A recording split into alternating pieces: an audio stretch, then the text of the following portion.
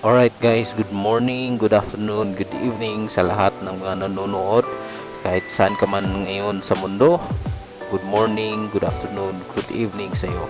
And today we're going to have a sound test of my SC project pipe na nabili ko sa Shopee or online sa halagang 1499. So, but before anything else guys, sa mga hindi pa nakapag-subscribe sa aking channel, mag-subscribe na kayo, mag-like, tsaka mag-share.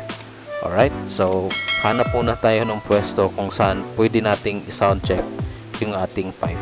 And siya nga pala, nagamit ko na rin tong pipe sa Cebu 600 last year 2019.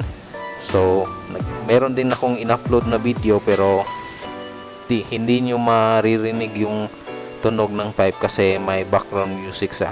So ngayon ipaparirinig ko sa inyo yung raw sound of the pipe. So hanap muna tayo ng pwesto guys kung saan natin siya pwedeng ibanat para marinig nyo yung aking pipe. Alright, so let's go.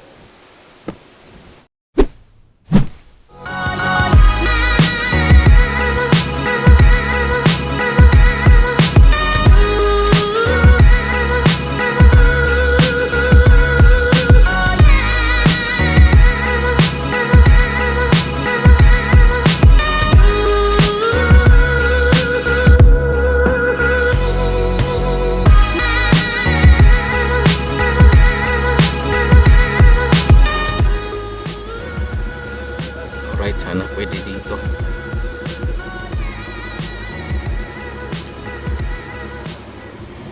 So ayan guys, nandito tayo ngayon sa Cebu Business Park at nakahanap tayo ng maliit na pwesto dito at sana pwede tayong mag-ingay dito.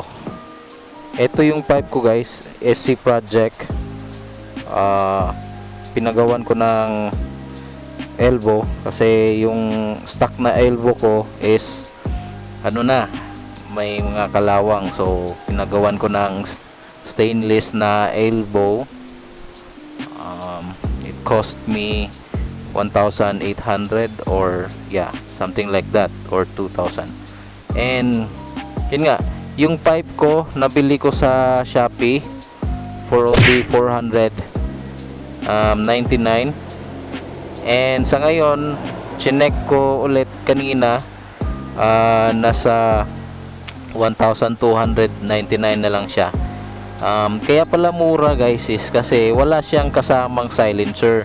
Nung una akala ko meron siyang silencer na kasama sa pagbili mo, kaya 499. So binili ko agad and yun nga, hindi ko namalayan, pagdating ng order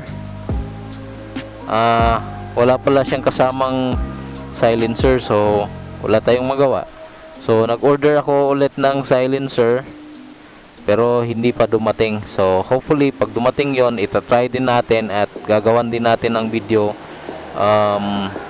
Lalagyan natin ng silencer yan.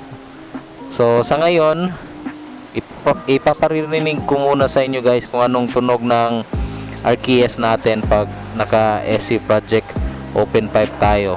So alright,